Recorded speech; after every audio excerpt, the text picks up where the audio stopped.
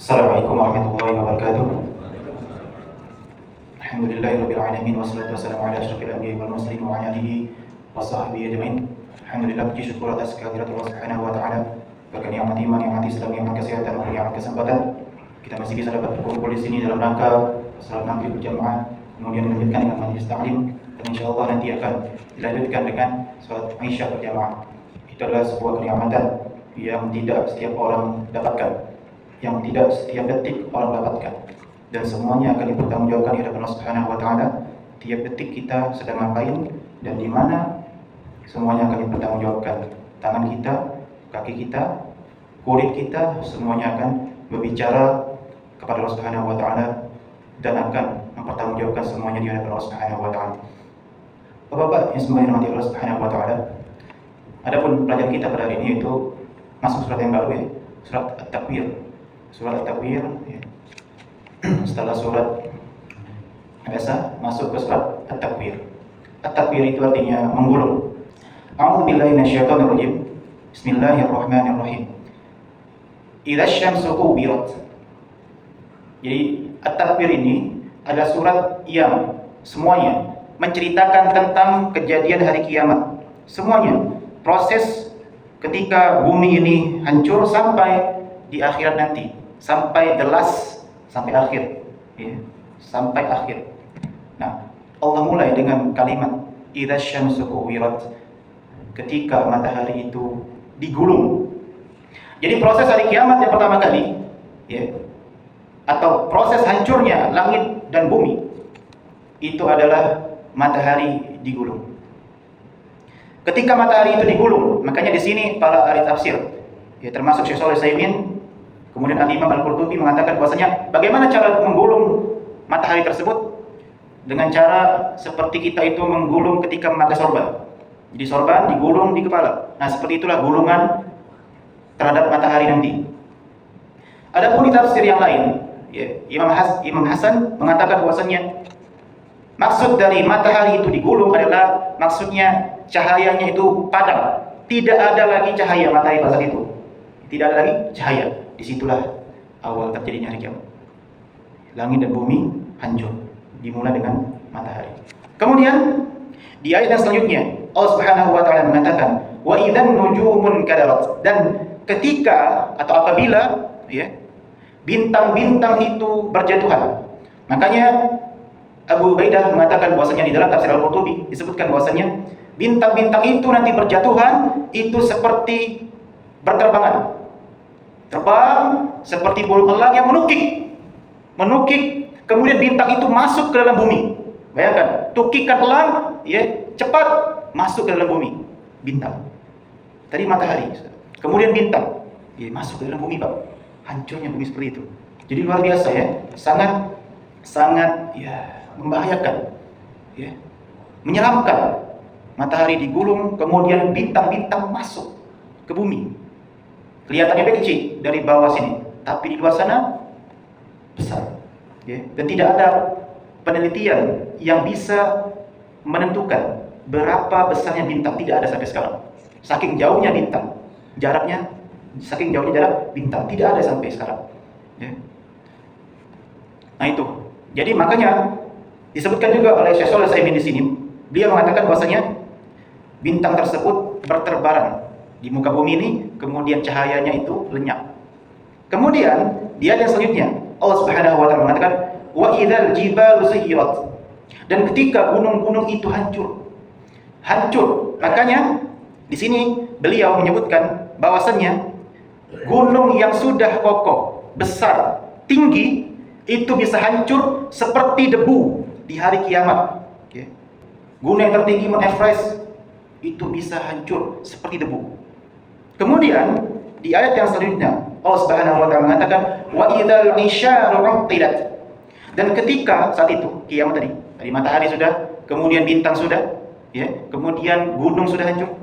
Yang keempat, ketika, ya, onta-onta yang bunting atau onta-onta yang hamil itu ditinggalkan oleh pemiliknya. Maka ini disebutkan oleh Al-Imam Al-Qurtubi, kemudian disebutkan lagi oleh Syekh Shalih Al-Utsaimin rahimahullah taala. Beliau sini mengatakan, maksudnya apa? Kenapa onta-onta betina yang disebutkan?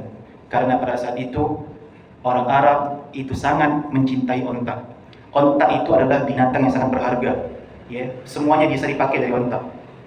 Kulitnya bisa dipakai, dagingnya bisa dipakai sebagai kendaraan pula. Jadi banyak manfaat onta, sehingga onta tersebut ditinggalkan oleh mereka. Saking dahsyatnya hari kiamat, ditinggalkan onta yang lagi hamil, yang lagi bunting, ditinggalkan. Makanya disebutkan onta di sini. Karena onta itu adalah salah satu hewan yang paling berharga di Arab pada zaman itu. Sampai sekarang sebenarnya. Sampai sekarang. Kemudian yang kelima, Allah sebutkan wa idzal wuhusyu husyirat. Dan apabila binatang-binatang itu dikumpulkan atau disatukan. Ya. Kenapa binatang-binatang dikumpulkan, disatukan atau jadi sikok di hari kiamat nanti? Di hari kiamat ini ya. Ini sudah bumi sudah hancur, dikumpulkan di hari kiamat. Apa kata Syekh Shalih rahimahullah?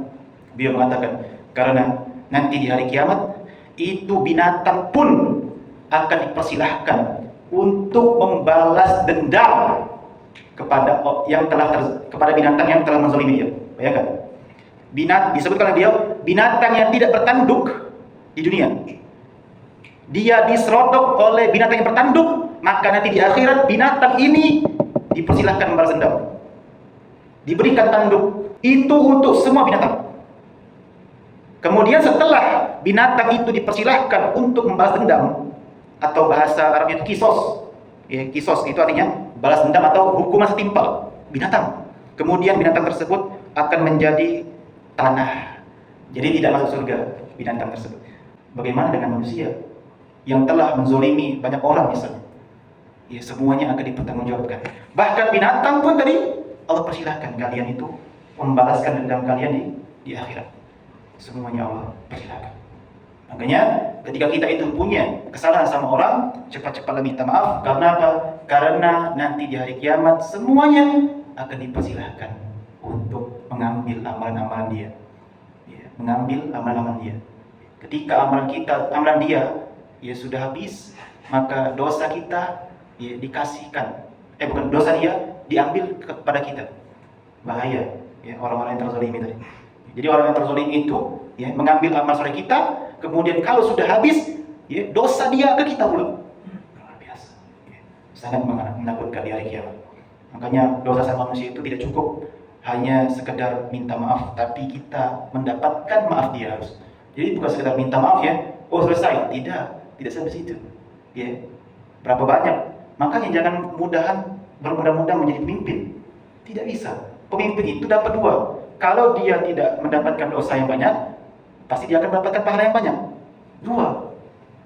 Itu setiap keputusan pemimpin itu pasti akan mendapatkan dosa banyak atau pahala yang banyak. Dua saja. Di setiap harinya. Karena berefek kepada rakyat-rakyatnya. Maka jangan bermudah-mudahan menjadi pemimpin. Kalau tidak sanggup, maka jangan diteruskan. Karena apa? Karena di semuanya akan dimintai pertanggungjawaban di hadapan Allah Subhanahu wa taala. Berat sekali. Tidak bisa dihapus dengan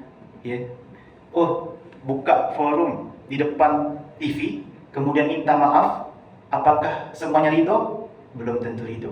Banyak sekali rakyat yang terzalimi misalnya. Kemudian Allah Subhanahu wa taala berfirman lagi di ayat yang selanjutnya, wa idzal biharu sujjirat. Ketika lautan meluap. Jadi ketika lautan meluap, Makanya Al-Imam Al-Qatadah dalam tafsir Al-Qurtubi beliau mengatakan bahwasanya lautan itu akan menjadi kering karena dipanaskan. Lalu kalau sudah kering, tersisalah uap-uap panas tadi. Kemudian uap-uap tadi panas, jadilah api yang membakar bumi. Ibnu Abbas mengatakan bahwasanya nanti Allah Subhanahu wa taala itu akan menggulung matahari, kemudian bulan, kemudian bintang-bintang, sampai ketika itu nanti akan Allah kirimkan angin dari barat. Kemudian setelah munculnya angin tadi, saking panasnya tadi, muncullah api. Makalah itulah makna dari wa idzal biharu sujjirat. Ketika air laut itu meluap panas, hampir kering, jadi api. Ujung-ujungnya jadi api. Untuk apa? Untuk mengadab orang-orang yang saat itu kena azab. Itu orang-orang kafir dan orang-orang munafik. Seperti itu. Kemudian wa idzan nufusu zuwijat. Kemudian ketika itu akan dipertemukan. Ya, jiwa-jiwa itu nanti akan dipertemukan sesuai dengan kelompoknya masing-masing. Ya. Makanya dalam tafsir Al-Qurtubi dijelaskan bahwasanya maksudnya termasuklah Syekh Shalih Al-Utsaimin rahimahullah di sini disebutkan bahwasanya maksud dari nanti dipertemukan dengan ruh-ruh sesuai dengan kelompoknya adalah nanti orang kafir dipertemukan dengan orang kafir, munafik dengan munafik, kemudian mukmin dengan mukmin, iman yang lemah dipertemukan dengan yang lemah, yang kuat dengan yang kuat, rasul dengan rasul, semuanya dikelompokkan menjadi satu sesuai dengan kelompoknya masing-masing. Itulah yang disebut dengan wa idzan nufusu zuwijat. Ruh-ruh tersebut ya akan dipertemukan ya, menjadi satu. Masing-masing punya kelompoknya masing-masing. Ya, seperti itu. Kemudian Allah Subhanahu wa taala kemudian Syekh Shalih Al-Utsaimin rahimahullah menukilkan ya, sebuah ayat dari surat Al-Jathiyah. Kullu ummatin tud'a ila kitabiha al-yawm tujzauna ma kuntum ta'malun. Jadi tiap-tiap umat itu nanti akan dipanggil, kemudian apa? Kemudian disuruh untuk melihat catatan-catatan mereka, kemudian pada hari itu apa? Kamu akan mendapatkan balasan sesuai dengan catatan-catatan yang telah kamu lakukan. Dikumpulkan ya semua umat. Kemudian diperlihatkan catatan, kemudian akan dibalas. Jadi luar biasa ya. Kemudian di ayat yang selanjutnya Allah Subhanahu wa taala mengatakan wa idzal mau'udatu su'ilat bi ayyi dzambin qutilat. Kemudian ketika bayi-bayi perempuan itu dibunuh, kemudian ditanya, ya, kenapa bisa dibunuh itu bayi perempuan? Makanya Syekh Shalih Al-Utsaimin rahimahullah taala mengatakan bahwasanya mereka itu membunuh bayi perempuan Arab Jahilah waktu itu. Arab Jahilah membunuh bayi perempuan. Kenapa? Perempuan ini hanya biasanya menjadi budak dan sebagai beban keluarga saja. Lemah, tidak bisa apa-apa perempuan saat itu. Jadi beban keluarga baik. Jadi pengennya anak laki-laki kuat, bisa diajak perang, bisa diajak bangun rumah, ya, bisa diajak bekerja. Tapi mereka Arab Jahiliyah kalau bisa jangan sampai banyak anak-anak perempuan, nambah beban baik. Itu menurut pemikiran mereka. Ya, pada zaman itu Arab Jahiliyah kan. Kemudian Allah Subhanahu wa taala melanjutkan lagi, ya. Wa idzas suhufu nusyirat. Ketika suhuf atau lembaran-lembaran atau catatan-catatan itu dibuka catatan-catatan tersebut. Nanti di hari kiamat catatan-catatan kita itu semuanya akan dibuka. Kemudian apa? Kemudian hasil dari perkataan dan perbuatan kita pada hari saat di dunia dibuka semuanya. Siapa yang mencatat itu? Yaitu para malaikat yang mulia, ya, kiraman katibin, itu malaikat-malaikat yang mulia, ya'lamuna ma taf'alun. Malaikat itu mengetahui apa yang kalian kerjakan. Jadi sangat mengerikan. Jadi semuanya akan dipertanggungjawabkan dari wa idzas suhufun nusyirat. Semua suhuf kita, lembaran catatan kita akan dibuka, dikasih. Orang-orang yang akan menerima dengan tangan kanan, itu kita akan menerima kitab namanya Illiyin. Sementara orang-orang yang menerima dengan tangan kiri, itu akan menerima kitab namanya Sijjin. Semuanya akan dipertanggungjawabkan di akhirat. Ini luar biasa, sangat mengerikan. Kemudian Allah Subhanahu wa taala itu berfirman selanjutnya, wa idzas samaa'u kusyitat. Ketika langit itu dilenyapkan, wa idzal jahimu su'irat. Ketika jahim itu dinyalakan atau neraka itu dinyalakan, wa idzal jannatu uzlifat. Dan ketika surga itu didekatkan kepada orang mukmin. Perhatikan kalimatnya. Allah Subhanahu wa taala itu telah mengatakan tadi, pertama, Allah itu memberikan catatan kepada semua manusia. Kedua, Allah itu melenyapkan semua langit yang ada di dunia. Dan yang ketiga, Allah itu menyalakan neraka. Dan yang keempat, Allah itu mendekatkan surga kepada orang-orang mukmin. Untuk apa?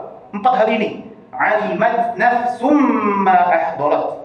Supaya manusia itu mengetahui apa yang telah mereka kerjakan di dunia. Catatan dikasih, neraka dihidupkan, kemudian surga didekatkan, supaya manusia itu tahu dan nanti akan dibalas di akhirat. Alimat nafsum ma ahdarat. Kemudian Allah Subhanahu wa taala itu berfirman lagi. Ya, yang selanjutnya, fala uqsimu bil khunnas. Kata Allah, aku bersumpah dengan bintang-bintang. Al-jawaril kunnas, yang beredar dan yang terbenam. bintang itu beredar dan ada juga yang terbenam. Bisa kadang sinarnya itu redup, kadang terang. Kemudian ayat selanjutnya, wal laili idza as'as, dan malam yang hampir hilang gelapnya. Was subhi idza tanaffas, dan apabila fajar itu telah menyingsing, artinya matahari itu telah terbit. Ya, kemudian apa lagi? Ya, itu adalah maknanya apa, kata Syekh Shalih Al-Utsaimin rahimahullah taala, bahwasanya wa inna ma aqsamallahu taala bi hadhil makhluqat li'azumiha wa kauniha min ayatil kubra, faman yastati'u an ya'tiya bin nahari idza kana al-lail wa man yastati'u an ya'tiya bil laili idza kana an-nahar. Ini kata Syekh Shalih Al-Utsaimin rahimahullah taala, Allah itu bersumpah kepada makhluknya itu supaya apa? Supaya menunjukkan keagungan Allah Subhanahu wa taala, supaya kita itu menambah keimanan kita di hadapan Allah Subhanahu wa taala. Ya. Siapa yang bisa mendatangkan siang apabila telah malam? Siapa? Tak kati. Siapa yang bisa mendatangkan malam ketika siang sudah selesai? Tidak ada yang bisa.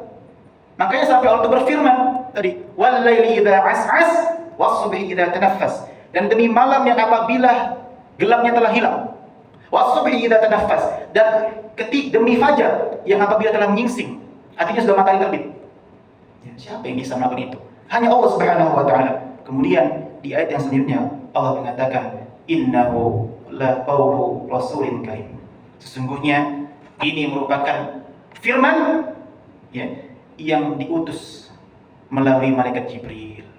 Al-Quran ini adalah firman yang diutus melalui malaikat Jibril. Makanya sesuatu ini mengatakan fa innahu Rasulullah ila rusuli bil wahyi alladhi yunazziluhu alaihim. Jadi Jibril ini adalah utusan Allah Subhanahu wa taala yang diutus untuk menurunkan wahyu kepada para rasul, kepada para rasul-rasul yang sudah Allah beri mandat atau yang sudah angkat dia menjadi rasul. Innahu laqaulu rasulin karim. Khususnya di sini ayat ini menceritakan tentang Al-Quran. Jadi firman ini adalah tentang Al-Quran. Innahu laqaulu rasulin karim. Kemudian dzi quwwatin inda dzil arsy makin.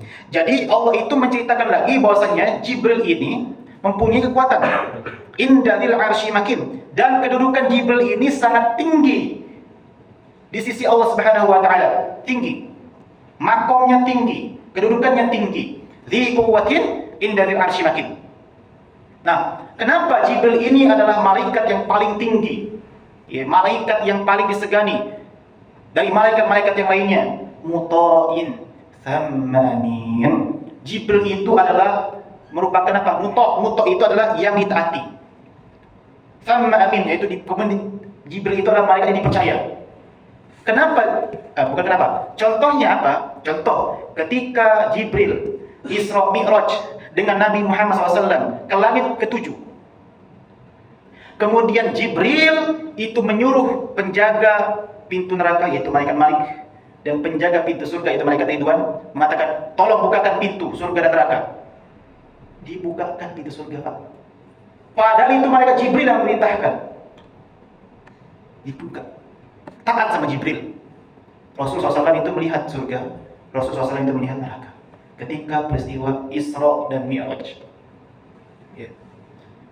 Thamma amin. Kenapa Jibril itu dipercaya? Karena Jibril itu adalah bahasa sekarang itu adalah tangan kanannya pemimpin.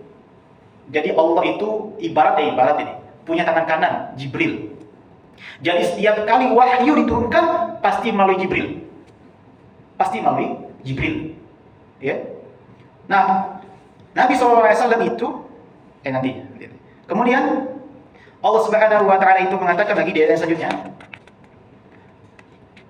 wa ma sahibukum bimajnun. Wa ma sahibukum bimajnun.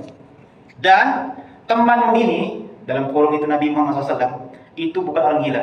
Dan ayat ini, kata Syekh Shalih Al-Utsaimin rahimahullah, ayat ini adalah sindiran bagi orang-orang Arab pada saat itu, orang-orang Quraisy terutama. Sindiran, Muhammad ini bukan orang gila. Kok bisa kalian dianggap dia gila? Padahal 40 tahun Nabi Muhammad itu tinggal di Mekah, kemudian mendapat julukan Al-Amin, jujur, kemudian ketika berdagang juga jujur, ya, amanah orangnya. Kok bisa setelah 40 tahun Setelah Rasulullah itu diutus menjadi Rasul, engkau katakan dia sebagai orang gila. Ini adalah sindiran Allah Subhanahu wa taala. Wa ma sahibukum bimajnun. Sahib kalian itu, teman kalian itu Muhammad bukan orang gila. Ya bukan orang gila, ya. Tapi orang-orang Quraisy sekarang tidak mau menerima dakwah Nabi Muhammad, mereka katain gila, tukang sihir, penipu, pedusta, ya. Pedusta. Dan itu 40 tahun sudah pada di Makkah, ya. Orang-orang Quraisy itu seperti itu. Wala qad ra'ahu bil ufuqil mubin. Dan sungguh Muhammad itu melihat Jibril secara langsung dari ufuk yang terang. Jadi Pak, Nabi Muhammad itu pernah melihat Jibril secara langsung. Kapan itu? Pertama, ketika turun wahyu di Gua Hira. Kedua, ketika Isra dan Mi'raj. Nah, sekarang hari Isra Mi'raj katanya. Itu dua kondisi di mana Nabi Muhammad pernah melihat Jibril secara langsung. Ya. Wala qad ra'ahu bil ufqil mubin. Kemudian, wa ma huwa 'alal ghaibi bidhanin. Allah ceritakan lagi nih, Nabi Muhammad itu ya, bukan pelit. Bukan orang yang pelit menyampaikan hal yang gaib. Nabi kita itu bukan pelit menyampaikan wahyu, tidak. Makanya sesuatu saya mengatakan bahwa sallallahu alaihi wasallam laisa bimuttaham fil wahyi wala bakhil bih, bal huwa asyaddun nas badlan lima uhiya ilaihi yu'allimun nas fi kulli munasabah. Nabi Muhammad itu bukan orang yang pelit menyampaikan ilmu, tapi Nabi kita Muhammad itu adalah orang yang paling semangat menyampaikan ilmu, mengajarkan kepada manusia sesuai dengan kesempatannya, sesuai dengan kondisi masyarakatnya masing-masing. Ini adalah bantahan untuk orang Quraisy. Kemudian dia yang selanjutnya mengatakan wa ma huwa biqauli syaitanir rajim. Dan Al-Qur'an ini itu bukan perkataan dari syaitan. Bukan. Ini memang benar-benar wahyu dari Allah. Bukan juga perkataan penyair. Ya. Bukan juga perkataan tukang sihir. Bukan. Ya. Jadi orang-orang seperti itu, ya, menganggap Al-Quran ini syair karena indah. Masih ingat kan kenapa Al-Quran itu, Allah itu menurunkan mukjizat kepada para nabi sesuai dengan keadaannya masing-masing, keadaan kaumnya masing-masing. Kenapa Allah turunkan Al-Quran? Karena pada saat itu orang Arab itu ahli dalam syair. Maka mereka mengatakan bahwasanya Al-Quran ini seperti syair. Padahal Allah mengatakan wa ma huwa biqauli syair qalilan ma tu'minun. Ini Al-Quran bukanlah syair. Sedikit sekali yang beriman kepada Al-Quran. Wala biqauli kahin qalilan ma tadhakkarun. Dan ini juga bukan perkataan dari tukang sihir, tukang tenun. Sedikit sekali kalian itu yang mengambil pelajaran. Itu. Di ayat selanjutnya Allah Subhanahu wa taala mengatakan fa aina tadhhabun. Jadi nak kemana kau tu? Nak milui Al-Quran? Apa nak milui syaitan? Fa aina tadhhabun? Nak kemana kau? In huwa illa dzikrun lil alamin. Al-Quran itu tidak lain hanyalah sebagai peringatan.